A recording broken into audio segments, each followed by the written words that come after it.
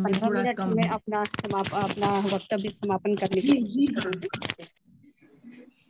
महानात्मा doctor Vidyanivas Mishra ji को नमन। इस राष्ट्रीय वेबिनार के आयोजक मंडल, संचालिका महोदय एवं अध्यक्ष माननीय प्रोफेसर दिलीप राय सर, इस पटल पर उपस्थित सभी भाषाविदों को मेरा सादर अभिवादन।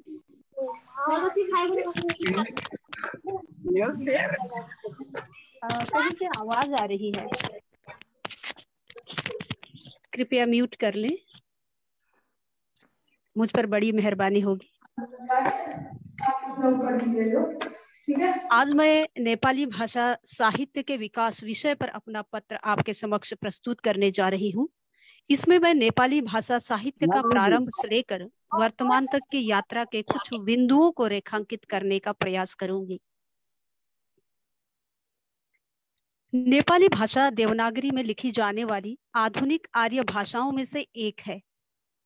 वर्तमान में यह नेपाल की राष्ट्रभाषा तथा भारत में यह पश्चिम बंगाल, सिक्किम, उत्तराखंड, बनारस, हिमाचल प्रदेश तथा पूर्वोत्तर भारत के 8 राज्यों में बड़े पैमाने पर बोली जाती है। भारत के अलावा Bhutan, Myanmar, America, Hong Kong, Malaysia आदि देशों में भी नेपाली भाषा व्यवहार में लाई जाती है। नेपाली भाषा प्रारंभ से लेकर वर्तमान तक खस भाषा, सिंजाली भाषा, पर्वते भाषा, गोरखाली या गोरखा भाषा, नेपाली भाषा जैसे विभिन्न नामों से अभिहित होती आई है। इस भाषा के संबंध में दिलचस्प बात यह है कि इसके प्रचलन का प्रारंभ नेपाल में हुआ है, पर इसे नेपाली नाम संज्ञा भारत की ओर से प्राप्त हुई है। यह भारतीय संविधान की 8वीं अनुसूची में स्थान प्राप्त भाषाओं में से एक है। यह संस्कृत प्राकृत होते हुए खस अपभ्रंश से विकसित एक आधुनिक आर्य भाषा है। खस अपभ्रंश से गढ़वाली, कुमाऊनी, कश्मीरी, जौनसारी जैसी अनेक पहाड़ी भाषाएं विकसित हुई है। संस्कृत साहित्य में खस शब्द का प्रयोग प्राप्त होता है। महाभारत तथा हरिवंश पुराण, मार्कंडेय पुराण, भरत मुनि रचित नाट्य शास्त्र तथा वराह मिहिर रचित बृहत संहिता में भी खस जनजाति तथा खस भाषा का उल्लेख मिलता है। हिमालयी प्रदेशों में प्राचीन काल से ही खस भाषा का अस्तित्व होने का प्रमाण पर्याप्त प्राप्त होते हैं। प्राचीन इतिहास के अनुसार तिब्बत के मानसरोवर से लेकर पश्चिमी नेपाल, हिमाचल प्रदेश का किन्नौर, कश्मीर, लाहौल स्पीति, ब्रह्मपुत्र की घाटी तथा मेघालय के खसिया पहाड़ तक खस जनजाति का अस्तित्व था। तिब्बत के इतिहास में इस प्रांत को ङारी प्रांत यानी अंग्रेजी में आज ङारी प्रीफेक्चर, नेपाली में नागरी तथा संस्कृत में खारी प्रदेश कहा गया है। खारी प्रदेश में बोली जाने वाली भाषा को खारी बोली भी कहा जाता था। इस शोध से एक और नवीन तथ्य सामने आया है कि नेपाली भाषा को प्रारंभ में खस प्रदेश में खस भाषा के साथ साथ खारी बोली के नाम से भी जाना जाता था। खारी बोली से यह संभावना व्यक्त की जा सकती है कि हिंदी को जिस खड़ी बोली के नाम से जाना जाता है उसका आधार यही खारी बोली तो नहीं है। इस संबंध में और गहराई से शोध की जा रही है और यह विशाल क्षेत्र ही खस भाषा का पहला व्यवहार क्षेत्र था। खारी प्रदेश के कुछ खस योद्धाओं ने 10वीं सदी में नेपाल के कर्णाली तथा महाकाली क्षेत्र में प्रवेश किया। उनमें से सबसे प्रतापी राजा नागराज खस ने वहां एक विशाल खस साम्राज्य स्थापित किया। नागराज का शासन काल ही खस भाषा का प्रथम प्रसार काल था। पश्चिम नेपाल में लगभग 400 वर्ष तक खस शासन का वर्चस्व रहा। खस राज्य की राजधानी सिंजा थी। सिंजा राज्य में व्यवहृत होने के कारण धीरे धीरे खस भाषा को सिंजाली भाषा के नाम से जाना जाने लगा। 15वीं सदी में आंतरिक कलह के कारण विशाल खस साम्राज्य 46 राज्यों में विघटित हो गया। इस विघटन के साथ सिंजाली भाषा के कई स्थानीय भेद भी सामने आए। नेपाली भाषा के विकास क्रम को 3 चरणों में विभाजित करके अध्ययन किया जा सकता है: प्रारंभिक, मध्यकालीन और आधुनिक चरण। प्रारंभिक चरण में हम 981 से लेकर 1400 तक के समय का अवलोकन करेंगे। खस भाषा या खस कुरा का प्रथम नमूना पश्चिम नेपाल के दुल्लु नामक स्थान पर प्राप्त शिलालेख में अंकित है, जिसे वहां के तत्कालीन खस राजा दामुपाल ने सन 981 में उत्कीर्ण करवाया था। इस शिलालेख में देवनागरी लिपि का नमूना देखा जा सकता है। इससे स्पष्ट होता है कि ईसा की 10वीं सदी तक खस भाषा जन व्यवहार की भाषा के रूप में खस साम्राज्य में स्थापित हो चुकी थी। आधुनिक आर्य भाषाओं का समय भी लगभग यही माना जाता है। ईसा की 10वीं सदी तक नेपाली भाषा का मूल स्वरूप निर्मित हो चुका था और यह व्यापक रूप में व्यवहार में लाई जाने लगी थी। खस राजाओं के उदय के साथ साथ इसे प्रशासनिक भाषा होने का गौरव प्राप्त हुआ, जिससे इसका व्यापक प्रचार प्रसार हुआ और खस भाषा में लिखित अभी तक कोई भी ग्रंथ प्राप्त नहीं है। सन 1401 से लेकर 1900 तक मध्यकालीन चरण माना गया है। खंड खाद्य यथा प्राप्त नेपाली भाषा में लिखित प्रथम ग्रंथ है। यह सन 1401 में लिखा गया है। यह संस्कृत से अनुदित ज्योतिष शास्त्र संबंधी ग्रंथ है। इसके अनुवादक का नाम उल्लेख नहीं है। इस ग्रंथ को मध्यकालीन नेपाली भाषा साहित्य के इतिहास का प्रारंभिक बिंदु माना गया है। नेपाली भाषा के दूसरे चरण में दिखाई देने वाली राजनैतिक घटनाओं में नेपाल की राजनीति में पृथ्वीनारायण शाह के आगमन को पहली घटना के संबंध में माना गया है। गोरखा राजा पृथ्वीनारायण शाह ने 46 राज्य में विघटित खस राज्यों तथा नेपाल के अन्य भागों में सक्रिय सभी रियासतों को अपने राज्य में मिलाकर एक विशाल गोरखा साम्राज्य की स्थापना की। सन 1814 तक गोरखा साम्राज्य की सीमा पूर्व में तीस्ता नदी और पश्चिम में सतलुज तक फैली हुई थी। गोरखा साम्राज्य की प्रशासनिक भाषा बनने के कारण अब सिंजाली भाषा को गोरखा भाषा या गोरखाली के नाम से जाना जाने लगा। गोरखा वीरों के शौर्य से प्रभावित होकर रघुनाथ भाट, मौलाराम तोमर तथा कुमाऊं के सर्वप्राचीन कवि गुमानी पंत ने गोरखा भाषा में अपनी रचनाएं की है। इस कालखंड में कई संस्कृत ग्रंथों का नेपाली अनुवाद भी किया गया है। सन 1814 में हुए भारत नेपाल युद्ध तथा युद्धोपरांत हस्ताक्षरित सुगौली संधि नेपाली भाषा साहित्य के दूसरे चरण की महत्वपूर्ण राजनैतिक घटना है। ईस्ट इंडिया कंपनी के साथ तत्कालीन गोरखा प्रांत देहरादून के नाला पानी में हुए इस युद्ध में गोरखा सैनिकों को हार का सामना करना पड़ा और सुगौली संधि 1815 15 दिसंबर 1815 के साथ इस युद्ध का अंत हुआ था। सुगौली संधि 1815 में हुई थी और लागू 16 में हुआ था और इस युद्ध के साथ इस संधि के साथ युद्ध का अंत होता है। इस संधि में नेपाल को अपना बृहत भूभाग ईस्ट इंडिया कंपनी शासित भारत को सौंपना पड़ा था। उक्त भूभाग में जीवन यापन करने वाली लाखों नेपाली भाषी जनता मिट्टी के साथ भारतीय नागरिक बन गई। इस प्रकार भारत भूमि में नेपाली समाज अस्तित्व में आया है। और भी कई कारण है, लेकिन यह एक प्रमुख कारण है। इस राजनैतिक घटना के कारण नेपाली साहित्य में भक्ति साहित्य का जन्म होता है। भानुभक्त आचार्य रचित सातकांड रामायण, होमनाथ खतिवड़ा रचित कृष्ण चरित्र, संत ज्ञानदिलदास रचित निर्गुण भक्ति ग्रंथ उदय लहरी इस कालखंड के प्रमुख भक्ति रचनाएं हैं। भानुभक्त आचार्य ने सातकांड रामायण के लिए नेपाली भाषा के उपभेदों में पूर्वी भाषिका को अपनाया। इसी भाषिका का विकसित रूप वर्तमान नेपाली भाषा है। इस चरण की तीसरी राजनैतिक घटना में नेपाल में निरंकुश राणा शासन का उदय है। नेपाल में अभिव्यक्ति की स्वतंत्रता छिन जाने के कारण कई नेपाली रचनाकारों ने बनारस की ओर पलायन किया। लंबे समय तक बनारस नेपाली भाषा साहित्य का भी केंद्र बना रहा। सन 1886 में मोतीराम भट्ट ने बनारस से ही नेपाली की प्रथम पत्रिका गोरखा भारत जीवन का प्रकाशन आरंभ किया।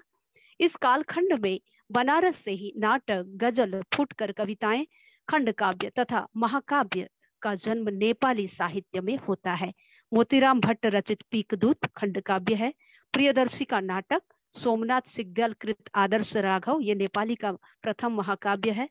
तुलाचन आले कृत मणिपुर को लड़ाई को सवाई काव्य रचनाएं तथा गद्य साहित्य में भानु भक्ताचार्य को जीवन चरित्र जैसी समालोचनात्मक जीवनी साहित्य का सूत्रपात भी इस काल में देखा जाता है।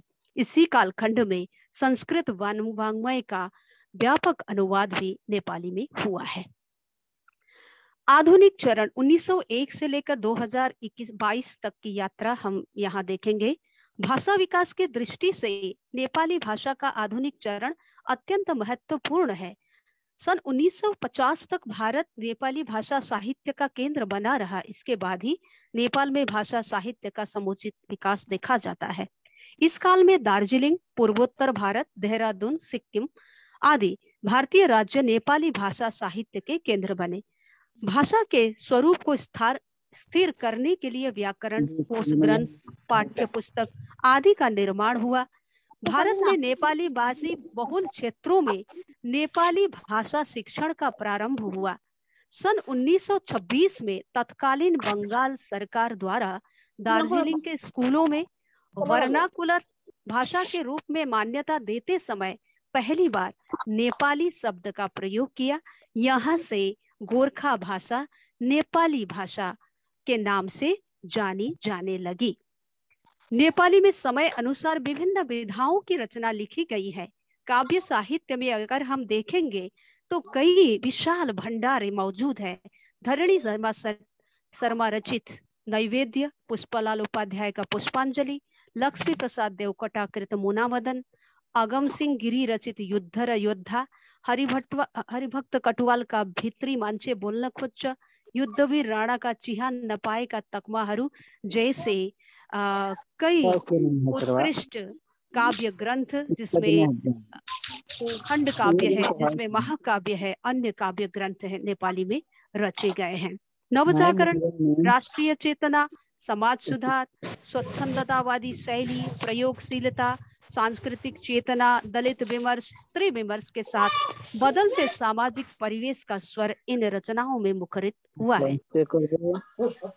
नेपाली भाषा में नेपाल तथा भारत में लिखित कई उत्कृष्ट कथा कृतियां भी सामने आई है।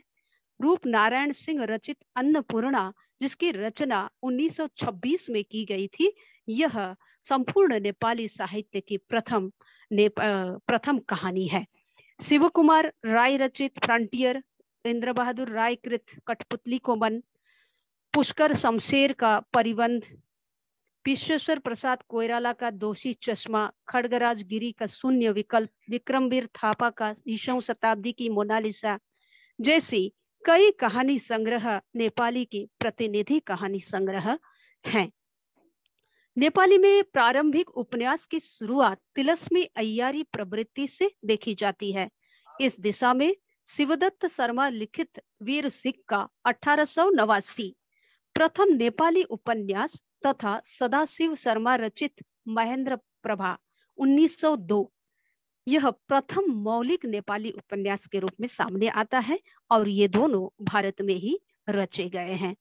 रूप नारायण सिंह रचित भ्रमर, शिव कुमार राय रचित डाक बंगला, लैन सिंह वांगदेल का लंगड़ा को साथी, लील बहादुर छत्री कृत बसाई, इंद्र बहादुर राय कृत आज रमिता छ जैसे कई नेपाली उपन्यास प्रतिनिधि रचनाओं के रूप में हम देख सकते हैं। नेपाली साहित्य में समय के साथ साथ नाटक, एकांकी, निबंध, आलोचना, जीवनी, आत्मकथा सभी विधाओं में लिखित साहित्य का विशाल भंडार भारत में भी मौजूद है। भारत में रचित नेपाली रचनाओं में भारतीय सामाजिक, आर्थिक, धार्मिक परिस्थितियों की छाप देखने को मिलती है। इन रचनाओं का हिंदी में बहुत कम अनुवाद हुआ है। इसमें निरंतरता की आवश्यकता देखी गई है। भाषा शास्त्रीय और व्याकरणिक चिंतन में अगर मैं कुछ प्रकाश डालूं तो नेपाली भाषा में अंक देवनागरी के अंक ही मान्य है, पर वर्तमान समय में खास तौर पर भारत में लेखन की सुविधा के लिए रोमन अंकों का प्रयोग भी देखा जाता है, लेकिन इसे आधिकारिक तौर पर स्वीकार नहीं किया जाता। भारतीय संविधान की स्वीकृति के अनुसार भारत में लिखित नेपाली साहित्य में इन अंकों को अपनाया जाना संविधान सम्मत होगा, ऐसा मेरा मानना है। नेपाली भाषा में स्वर और व्यंजन वही है जो हिंदी में स्वीकृत है। हिंदी में जहाँ अंग्रेजी ओ के लिए अर्धचंद्राकार का प्रचलन है, वहाँ नेपाली में यह व्यवस्था नहीं है। री वर्ण केवल तत्सम शब्दों में प्रयुक्त होता है, मूल नेपाली में नहीं। इसलिए कई विद्वान इसे हटाने के पक्ष में है, लेकिन यह सोचना होगा कि यदि तत्सम शब्द नेपाली शब्द भंडार का हिस्सा है तो री का रहना जरूरी है। नेपाली भाषा में हिंदी की तरह ही व्यंजन वर्णों की व्यवस्था है। हिंदी में जहाँ ड ढ के साथ ड़ ढ जैसी उच्छिष्ट ध्वनियां भी हैं, लेकिन नेपाली में यह व्यवस्था नहीं है, जबकि उच्चारण में ये ध्वनियां मौजूद हैं। हिंदी में र का प्रयोग रेफ तथा मूल र, रेफ तथा पदेन के रूप में होता है। नेपाली में र, रेफ, पदेन तथा परेली र तीन रूपों में र का प्रयोग दिखाई देता है। परेली र का आकार अंग्रेजी के हाइफन की तरह होता है, जो स्वतंत्र रूप में नहीं लिखा जा सकता। वैसे यह र का अर्ध रूप है, पर इसके उच्चारण में रेप से अधिक बलाघात का प्रयोग होता है, और र हलंत के बाद यदि यह ध्वनि आती है तो इसका प्रयोग किया जाता है। और नेपाली में पंचम वर्ण अनुस्वार में बदलाव मान्य नहीं है, यह अभी भी मूल रूप में ही लिखा जाता है। कंप्यूटर टंकण की दृष्टि से नेपाली में भी हिंदी की तरह एक अंतरराष्ट्रीय मानक फंड का अभाव जरूर खलता है। नेपाली भाषा में भाषा की शुद्धता पर ज्यादा ध्यान दिया जाता है। यह उत्तम है, पर भाषा की परिवर्तनशील प्रकृति को भी नकारा जाना सही नहीं है। विभिन्न स्रोतों से आए शब्दों को जब जनमानस आत्मसात कर चुका है तो उसे व्याकरण एवं कोश ग्रंथों में स्थान देना अवश्यंभावी बन जाता है। इससे भाषा विकृत नहीं होती, बल्कि अपने शब्द भंडार में वृद्धि करके यह समृद्ध बनती है। आधुनिक कालीन नेपाली भाषा के स्वरूप को गढ़ने में नेपाल, भारत दोनों देशों की विशेष भूमिका रही है। इस काल में नेपाली भाषा व्याकरण के नियमों में बंध गई। भारतीय तथा विदेशी भाषाओं के संपर्क में आने के कारण इसके शब्द भंडार में अभूतपूर्व वृद्धि हुई है। टंकण एवं मुद्रण की सुविधा के अनुसार वर्णों एवं शब्दों का मानकीकरण निरंतर हो रहा है। यह आज इंटरनेट में प्रयोग की जाने वाली गूगल की एक प्रमुख भाषा है। नेपाली भाषा में विश्वस्तरीय साहित्य की रचना हुई है और यह आधुनिक वैज्ञानिक प्रविधियों में प्रयोग की जाने वाली भाषाओं में से एक है और अपना स्थान कायम करने की दिशा में सफल दिखाई दे रही है। मुझे विद्याश्री न्यास ने अपना पेपर प्रस्तुत करने का मौका प्रदान किया। इसके लिए मैं माननीय दयानिधि सर के प्रति आभार व्यक्त करती हूँ और मैं कई सालों से भारतीय नेपाली साहित्य पर शोध कार्यरत हूँ। अगर दोबारा मुझे इस तरह का मौका मिलता है तो मैं भारतीय नेपाली साहित्य का परिचय आपके समक्ष जरूर रखूंगी। तब तक आप सबको हार्दिक आभार, हार्दिक धन्यवाद।